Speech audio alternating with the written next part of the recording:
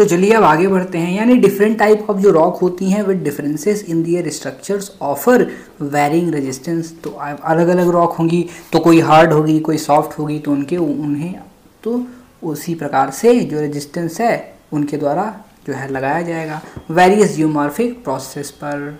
ठीक है, आगे बढ़ते हैं हम। अ पार्टिकुलर रॉक में be resistance to one process and non resistance to another. अब मान लीजिए एक प्रकार की रॉक है, वो किसी प्रकार के रेजिस्टेंस के ऊपर उसको कोई फर्क नहीं पड़ता। जैसे अब कोई है थोड़ा मजबूत है, अब विंड आई तो विंड से उसे कोई प्रॉब्लम नहीं हुई, लेकिन जब उसमें पानी का उसके साथ कांटेक्ट हुआ तो हो सकता है पानी में ज़्यादा फोर्स है तो वो पानी से इरोड कर जाए, या फिर पानी में उसमें कोई केमिकल रिएक्शन हो जाए, तो नॉन रेजिस्टेंस टू अनदर। और अंडर वेरिंग क्लाइमेटिक कंडीशन, और अलग अलग क्लाइमेटिक कंडीशन में पार्टिकुलर रॉक में exhibit different degrees of resistance.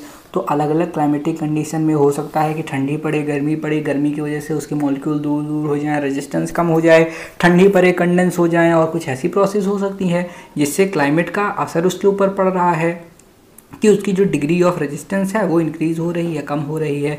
Resistance to the geomorphic process, hence they operate at differential rate and give rise to differences in topography. इसलिए वो अलग अलग rates पर जो है ऑपरेट होते हैं, कहीं पे कम कहीं पे ज़्यादा, और इसी वजह से जो टोपोग्राफी है वो हमें अलग अलग देखने को मिलती है। The effect of most of the exogenic geomorphic processes और स्मॉल एंड स्लो। जो इफेक्ट होता है बहुत सारी जियोमॉर्फिक प्रोसेस का, वो एक्सोजेनिक प्रोसेस का, वो धीरे धीरे होता है, छोटी छोटी मात्रा में होता है और स्लो प्रोसेस होता है। जैसे मैंने आपको एग्जांपल दिया कि अब एक रॉक है, उसके अंदर क्रैक होगा, फिर वहाँ पे बारिश आएगी, उसके क्रैक्स में जाएगी, फिर टेम्परेचर जब बिलो फ्रीजिंग पॉइंट होगा तो वो जम जाएगी। अब जब वो जमेगी तो हल्का सा उसका एक्सपेंशन होगा और हल्का सा वो क्रैक को एक्सपेंड करेगी। अब एक दिन में तो ऐसा हो नहीं जाएगा कि उतनी बड़ी रॉक जो है वो डिग्रेड हो जाए, डाउन उसको काट करके तुरंत गिरा देगी। तो फिर धीरे धीरे ये बात चलती रहती है आगे आगे। जैसे कि मैंने बताया कि करत करत अभ्यास के जन्मत हो सुजान, रसरी आवत जात है सिर पर पड़त निशान। इसी प्रकार से बूंद आती जाती है और वो धीरे धीरे क्रैक्स को बढ़ाती रहती है। स्मॉल है, स्लो है, लेकिन बहुत ज़्यादा लंबे समय के बाद वो काम कर देती है। और ये भी हो सकता है कि it is imperceptible in short time. अब कहीं पे थोड़ा सा जो है लैंडस्लाइड हुई, ट्रेमर्स आए, अब एक पत्थर गिरा, उसके साथ बहुत सारे पत्थर आ गए, उसने एक पूरा मास मूवमेंट क्रिएट कर दिया और लैंडस्लाइड हो गया। शॉर्ट स्पैन में बहुत बड़ी काम हो गया इसमें, but will in long run affect the rocks severely due to continued fatigue. तो यहाँ पे लॉन्ग रन में वो अफेक्ट करता है, ठीक है, क्योंकि उसके ऊपर कॉन्टिन्यूड फटीग पड़ रहा है।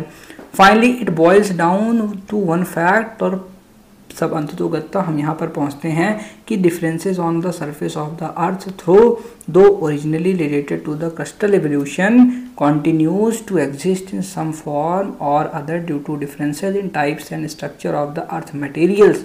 तो यद्यपि ही जो पहले एवोल्यूशन हुआ, स्टार्ट हुआ, वो क्रिस्टल एवोल्यूशन से शुरू हुआ, लेकिन वो ओरिजिनली तो ऐसे हुआ था, पर धीरे धीरे जो अदर फॉर्म्स होते हैं, डिफरेंसेस होते हैं, टाइप्स होते हैं, स्ट्रक्चर्स मटेरियल्स के कैसे हैं, फिर इनके ऊपर डिपेंड करता है। और जियोमॉर्फिक प्रोसेस के थ्रू यहाँ पर उनकी जो चीज़ें हैं, जो चेंजेस हैं, वो हमें दिखना शुरू होती हैं। और अलग अलग वैरायटीज़ में, अलग अलग क्लाइमेटिक कंडीशन में, अलग अलग कंडीशंस के अंदर जियोमॉर्फिक प्रोसेसेस के साथ वो वेरिएशंस हमें सही तरीके से साफ साफ नज़र आने लगती हैं। And in their rates of operation some of the exogenic geomorphic process have been dealt in detail here. और यहाँ पे नीचे कुछ हम जियोमॉर्फिक प्रोसेस के बारे में डिटेल में पढ़ने वाले हैं। जैसे सबसे important weathering.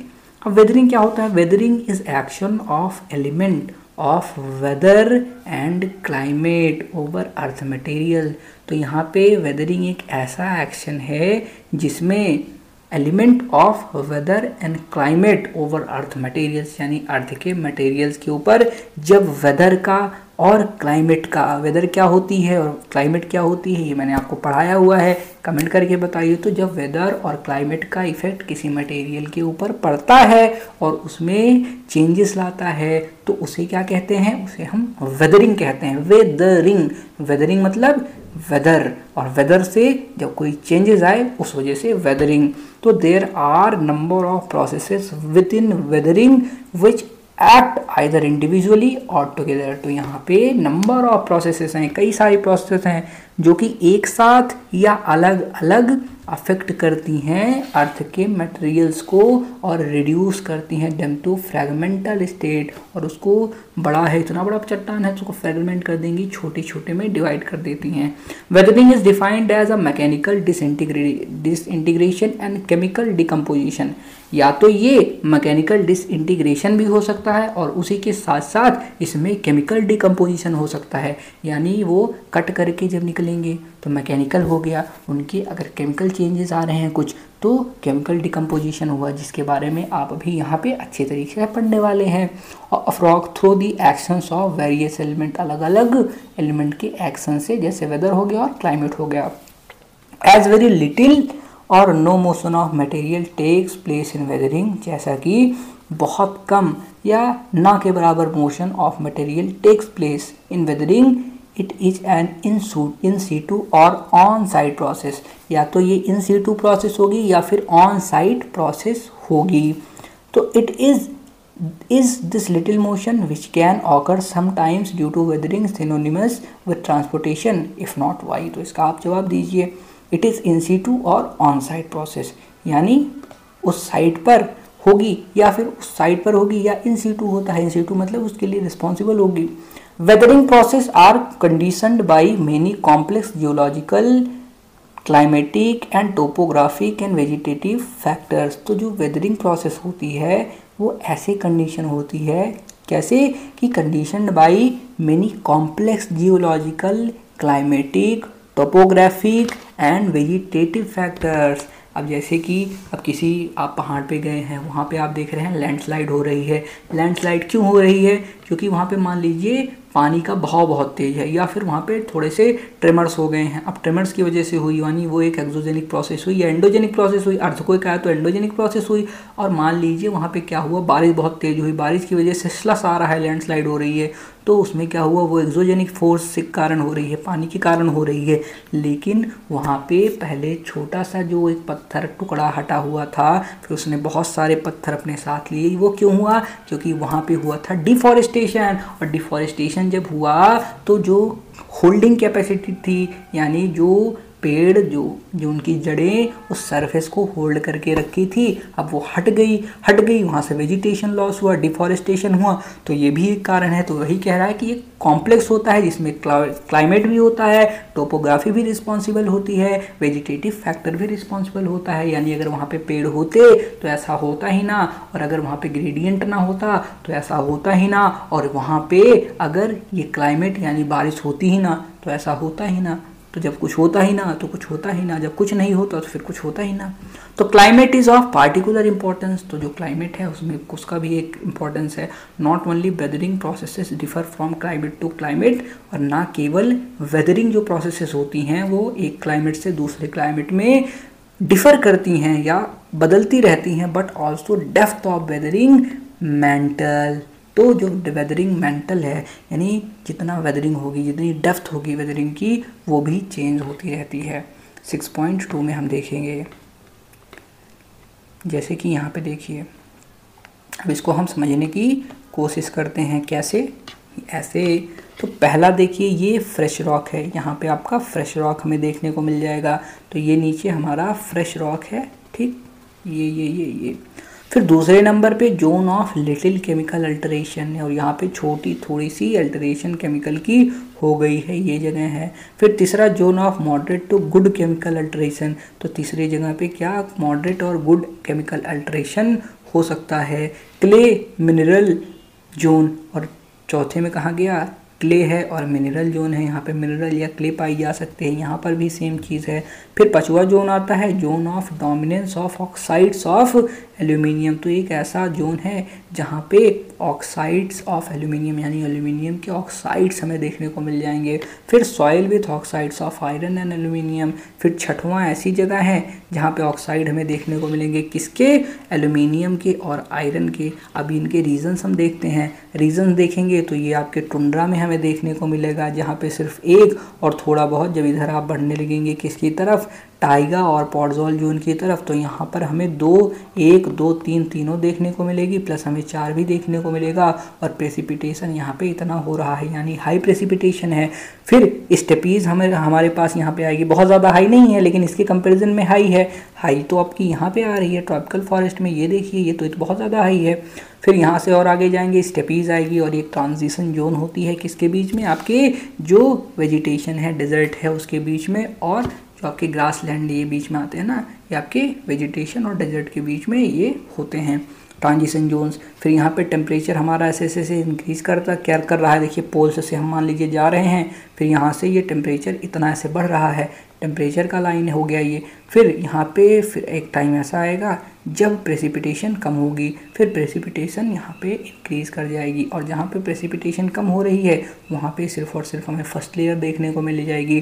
Temperature high, precipitation कम, एरिड रीजन, डेजर्ट जैसी कंडीशन यहाँ पे बनने लगेगी। फिर और आगे जाएंगे तो एक ऐसी जगह आएगी जहाँ पे ये छह चीज़ें हमें देखने को मिलेंगी। वो कहाँ है, ट्रॉपिकल फॉरेस्ट में है। तो ये चीज़ देख सकते हैं जहाँ पे ample amount of water, rain भी है, प्रेसिपिटेशन भी हो रही है, न्यूट्रिएंट्स भी थोड़ा बहुत अवेलेबल हैं, और उसी के साथ साथ यहाँ पर लाइफ भी पॉसिबल है। डिग्रेडेशन, सॉइल इरोजन यहाँ पे कम होगा, क्यों, क्योंकि वेजिटेशन कवर काफ़ी ज़्यादा है।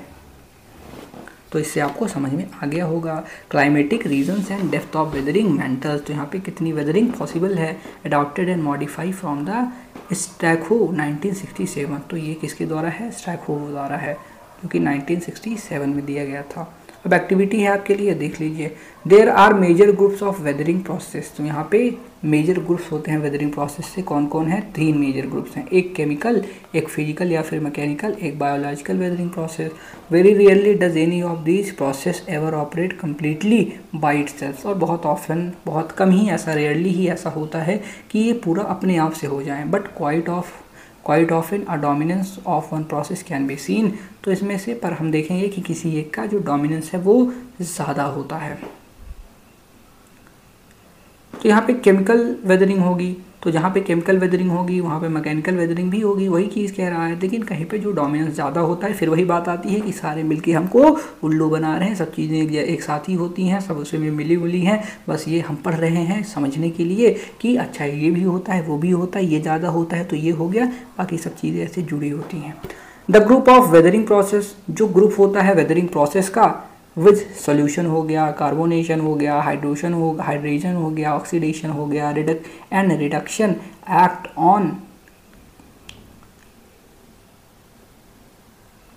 On the rocks to decompose, वो रॉक्स को डिकम्पोज करते हैं, डिसॉल्व करते हैं या फिर रिड्यूस करते हैं फाइन क्लास्टिक स्टेट में through chemical reactions by oxygen से सरफेस एंड और ऑयल वाटर या सॉइल वाटर से, एंड अदर एसिड या दूसरे एसिड से भी हो सकता है।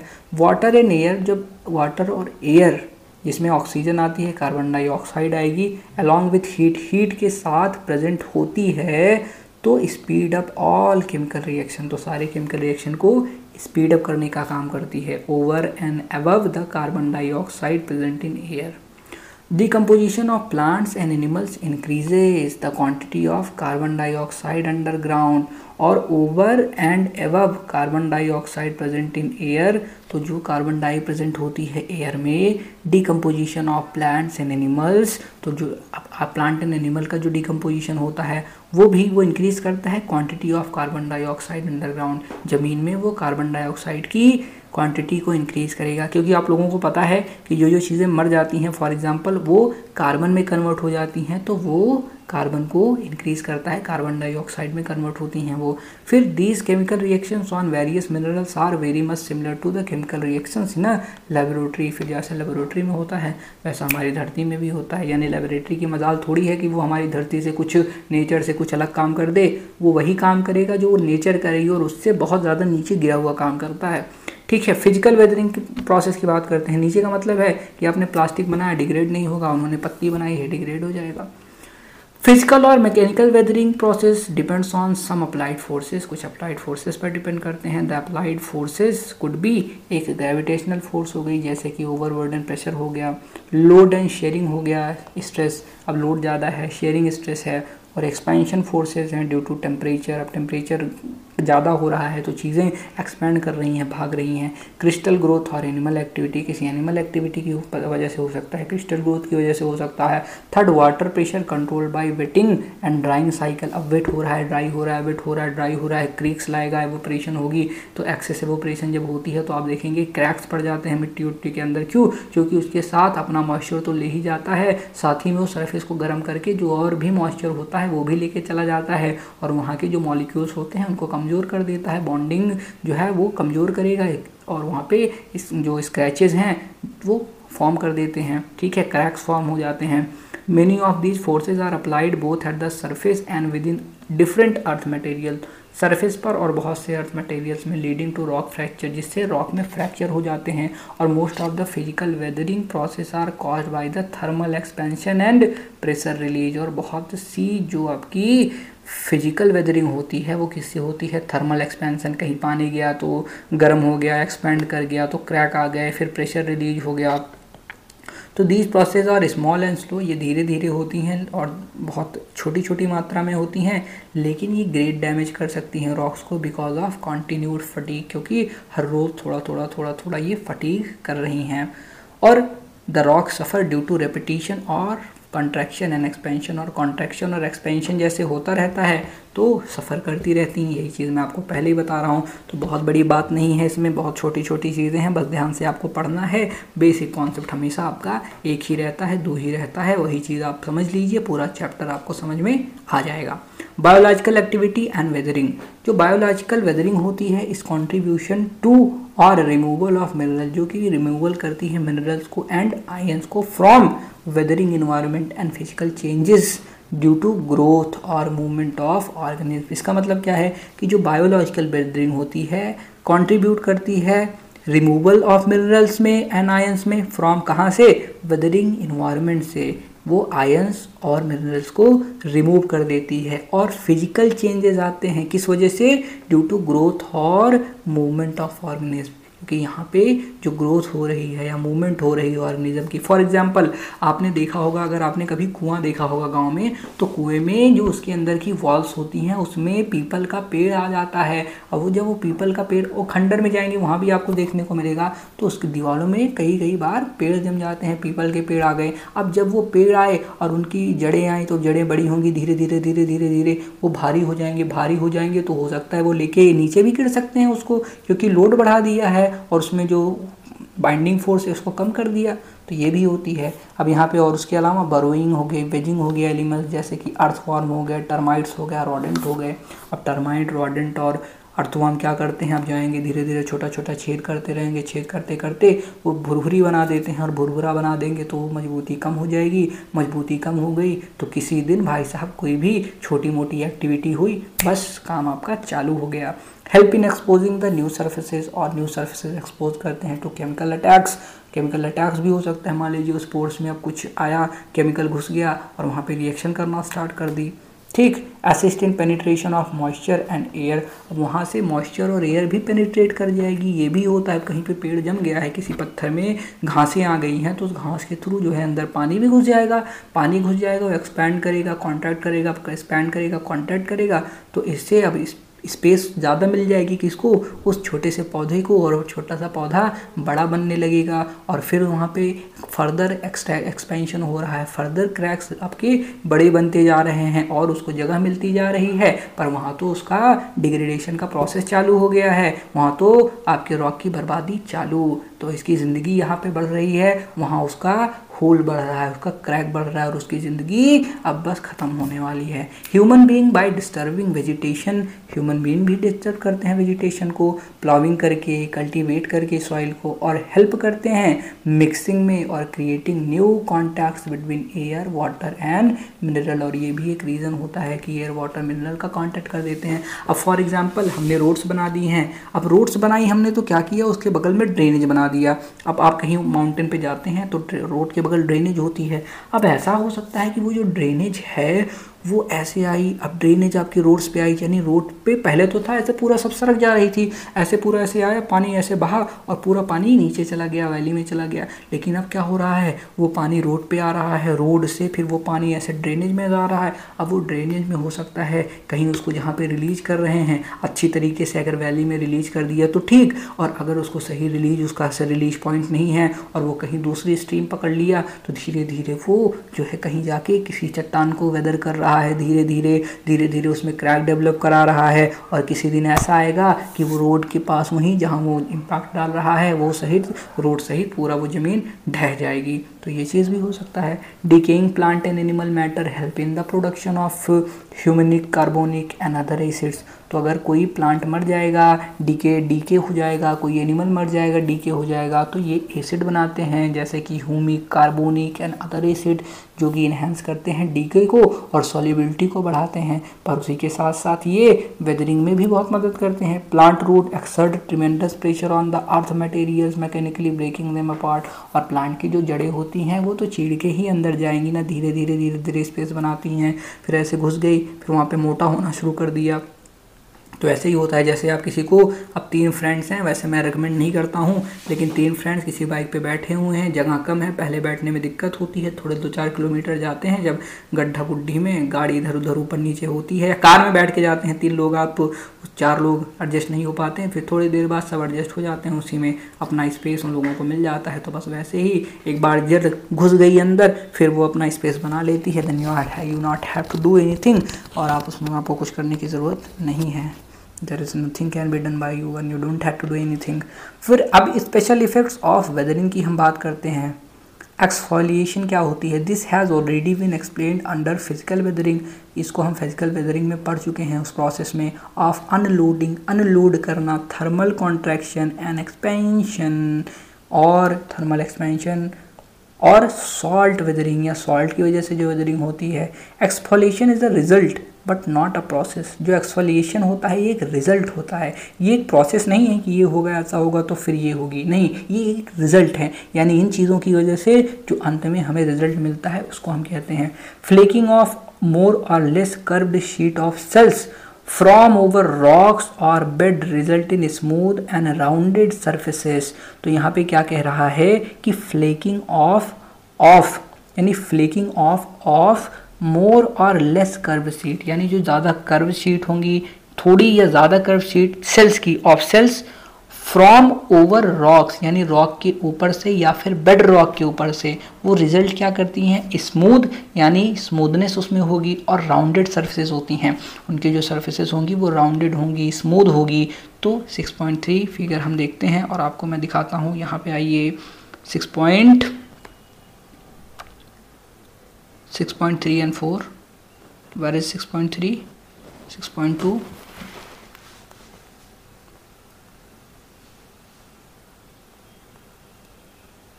तो फिगर 6.3 कहाँ है यार? सिर्फ फिगर 6.4 यहाँ है, 6.2 यहाँ है। तो चलिए फिगर 6.4 में ही हम देखते हैं। तो यहाँ ये दिखा रहा है। अब इधर देखिए, एक्सफोलिएशन को समझाया गया है, फ्लैकिंग जिसको कहते हैं, तो एंड ग्रेनुलर डिसइंटीग्रेशन। अब इधर देखिए, इधर क्या हो रहा है कि यहाँ पे ये राउंडेड आपको नज़र में आएंगी, और ये गोली गोली सी हैं, स्मूथ सर्फेसेस इनकी बन रही है। यानी अगर आप किसी प्रोसेस को ना समझें तो उसका आप अच्छी तरीके से देख लेंगे तो कैसे प्रोसेस में बन रही है, तो वो चीज़ आपको समझ में आ जाएगी। यानी फिगर बहुत ज़्यादा ज़रूरी होता है। Exfoliation can occur due to expansion या फिर कॉन्ट्रैक्शन।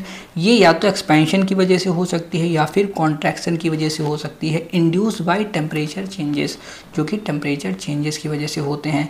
एक्सफोलिएशन डोम्स, जो एक्सफोलिएशन में मैंने आपको अभी डोम्स दिखाए, एंड टॉर्स, और जो टॉर्स होते हैं रिजल्ट किसके होते हैं? ये due to unloading and thermal expansion, क्योंकि यहाँ पे अनलोडिंग होती है और थर्मल एक्सपेंशन हमें देखने को मिलता है।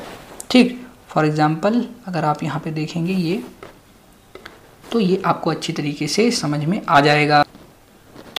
तो इसको आप अच्छी तरीके से कहाँ समझेंगे, ये समझिए। देखिए प्रोसेस ऑफ एक्सफोलिएशन वेदरिंग, तो कहाँ कैसे हो रही है ये देखिए।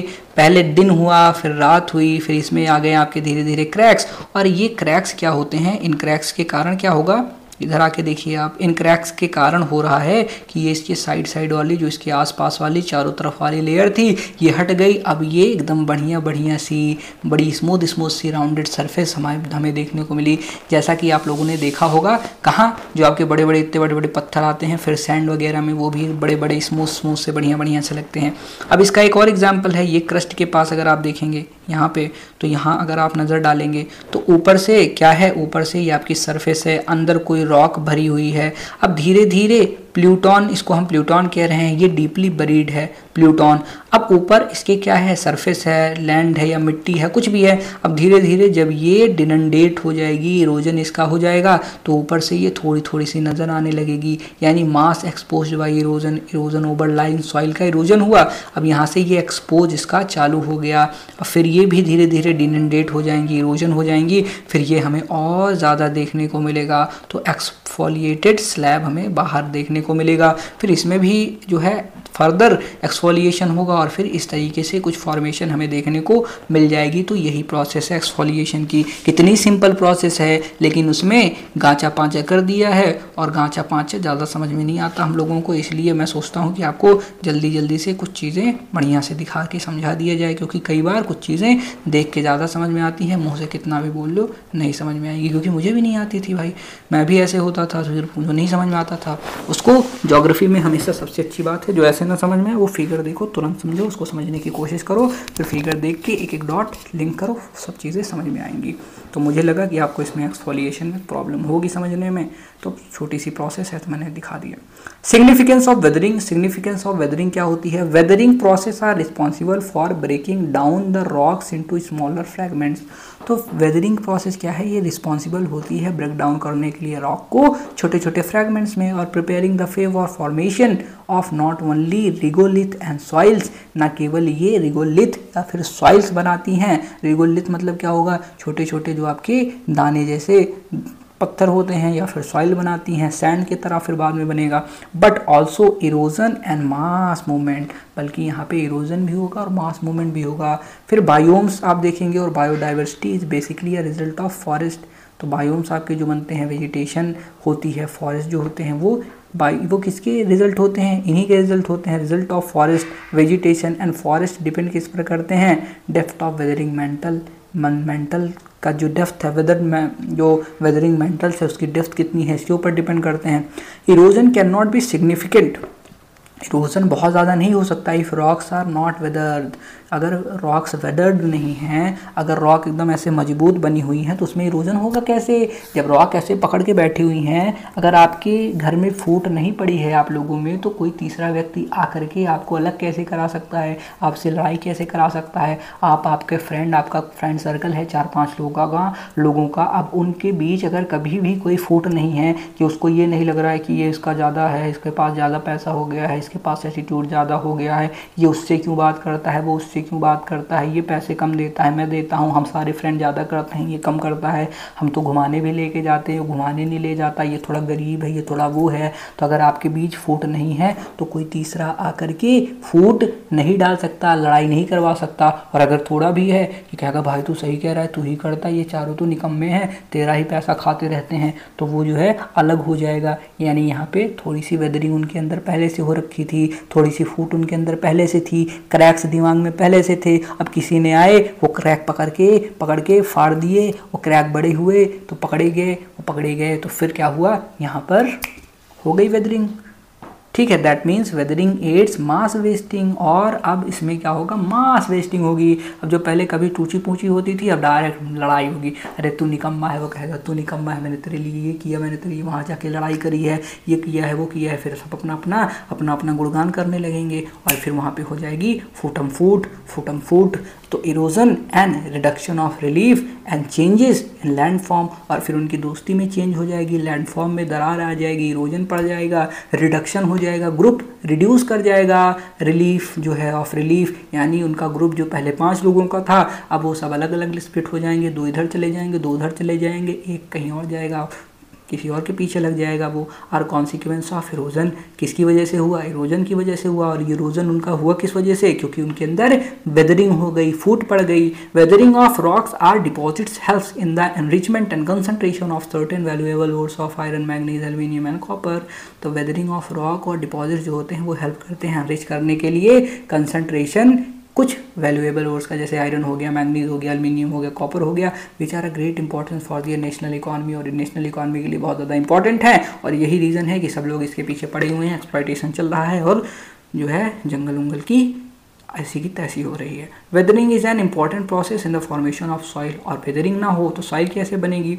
When rocks undergo the weathering, और आज जब ये ग्रुप नहीं टूटेगा तो मान लीजिए 5 लोग जाके और कहीं पे ग्रुप अपना बनाएंगे, कहीं और सेटल होंगे, तो जब ये ग्रुप ऐसे ही बना रहता तो किसी और से मिलने का मौका ही नहीं मिलता। तो weathering is an important process, तो ये भी होना ज़रूरी था। टूटो भाई, फूटो भाई, कहीं और जाओ, कहीं और देखो, दुनिया और है। कूप मंडूप बने थे, 5 लोग का ग्रुप भगवान समझ रहे थे, आज जब फूटा है तो आज कुएं से बाहर निकले हैं, जब कुआं मेढक कुआं से बाहर निकला उसको अलग अलग चीज़ें समझ में आई। वेन रॉक्स अंडर को वेदरिंग, जब रॉक्स अंडर को वेदरिंग यानी वेदरिंग जब रॉक के साथ होती है तो सम मटेरियल आर रिमूव, कुछ मटेरियल जो है वो रिमूव हो जाते हैं केमिकल प्रोसेस से, कुछ फिजिकल लीचन से हो जाते हैं, ग्राउंड वाटर की वजह से, और thereby concentration of remaining valuable material increases. तो यहाँ पे जो कंसंट्रेशन होगा वैल्यूएबल मटेरियल्स का वो बढ़ जाएगा, जैसा कि एक्सफोलिएशन में आपने देखा जब ऊपर वाली चीज़ें हट जाएंगी तो जो कंसंट्रेशन है, जो मजबूत चीज़ है, जो अच्छी चीज़ है वो हो सकता है ऊपर आ जाए, वो ज़्यादा मात्रा में हो जाए। Without such weathering taking place the concentration of same valuable material may not be sufficient and economically viable to exploit.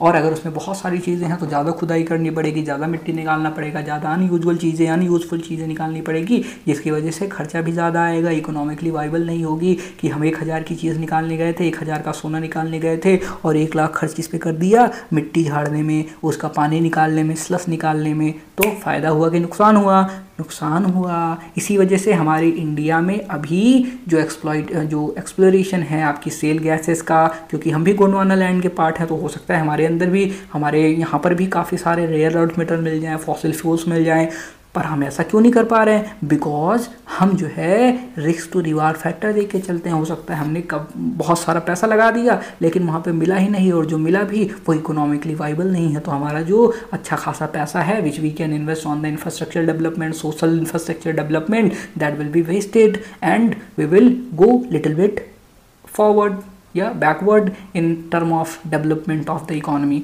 तो यहाँ पे हमारा नुकसान होगा। तो this is what called enrichment, और इसको ही एनरिचमेंट कहते हैं।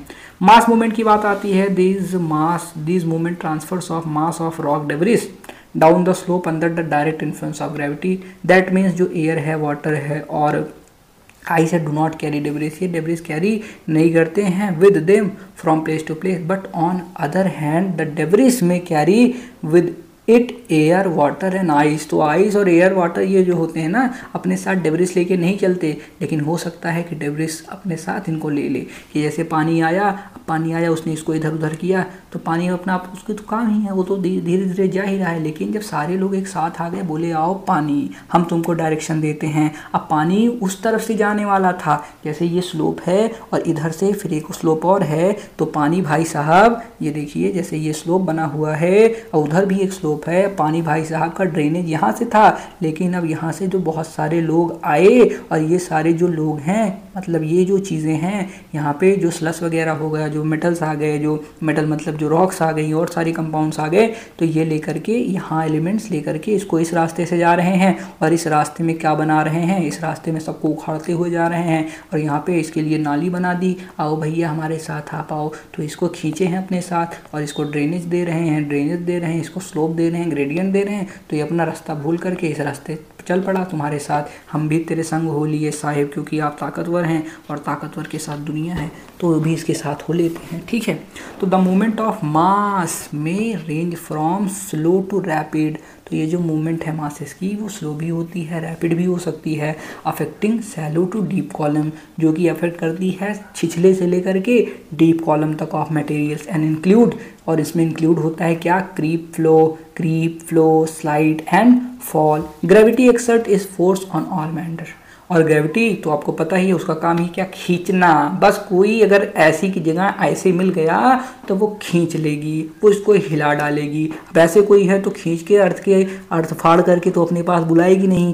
तुम चिपके रहो अर्थ पे, मैं बैठा हूँ मुझको खींच तो रही है अब, लेकिन मुझको छत के नीचे से खींच लेगी, मुझको ज़मीन के अंदर से खींच के अपने अंदर तो समा नहीं लेगी। लेकिन मैं ऐसे हुआ कहीं पे, फिर सट्ट से खींचेगी। कि तुम थोड़ा भी अगर ऐसे हॉरिजेंटल से ऐसे हुए और मुझे तुमने एटीट्यूड दिखाया कि आओ अब देख लो मेरा क्या कर पाओगी, तो तुमको मैं खींचूंगी। अगर थोड़ा भी ग्रेडियंट तुम्हारा ऊपर नीचे हुआ तो सट्ट से ग्रेविटी तुमको नीचे की तरफ खींच लेगी, जब तक तुम उस बैलेंस में ना आ जाओ जहाँ तक उसका जो फोर्स है और तुम्हारा फोर्स है बैलेंस में ना आ जाए। पता चला कि आप ऐसे सरक रहे हैं ऐसे। अब यहाँ पे एक पेड़ पकड़ लटक गए आप, बोले अब बताओ ग्रेविटी बोली कितने देर तक लटके रहो। तो जब तक आपका फोर्स था अब तक पेड़ पकड़ के लटके हुए थे, फोर्स खत्म हुआ आप फिर आइए नीचे, स्वागत है आपका, ठीक है। अब ज़मीन में अगर गड्ढा हो जाए, आप जिस ज़मीन पे बैठे हुए हैं, जिस ज़मीन पे खड़े हुए हैं उसमें गड्ढा हो जाएगा तो देखिए आप गड्ढे के अंदर तुरंत खींच उठेंगे। ऐसा नहीं है कि तुम इतनी ऊपर हो तो इतनी ऊपर रह जाओगे, हवा में लटकोगे ना बाबू, ऐसा नहीं होगा। तुम वहाँ रहोगे जहाँ तक वो खींच सकती है तुमको, ठीक। Gravity exert its force on all matters, both bedrock पर भी और एंड प्रोडक्ट ऑफ वेदरिंग पर भी। So weathering is not a prerequisite of for mass movement, तो प्री रिक्विजिट नहीं होती वेदरिंग मास मूवमेंट के लिए, दो वो एड करती है मास मूवमेंट्स में, क्योंकि mass movements are very active over weathered slopes rather than over unweathered material. क्योंकि अगर वेदर्ड मटेरियल होगा, चीज़ों में आपस में फूट रहेगी तो उसको ग्रेविटी आराम से खींच लेगी। उसको कोई ग्रेविटी वाला पर्सन आएगा और कहेगा तुम ज़्यादा अच्छे, वो ज़्यादा अच्छा, वो ज़्यादा अच्छी, तो ऐसे ऐसे उसको फूट दे देगा और अपनी तरफ कोई भी अट्रैक्ट कर लेगा कि देखो यार इन लोगों का 5-6 लोगों का कॉलेज में ग्रुप बड़ा खतरनाक चलता है, रुको इनमें फूट डालते हैं।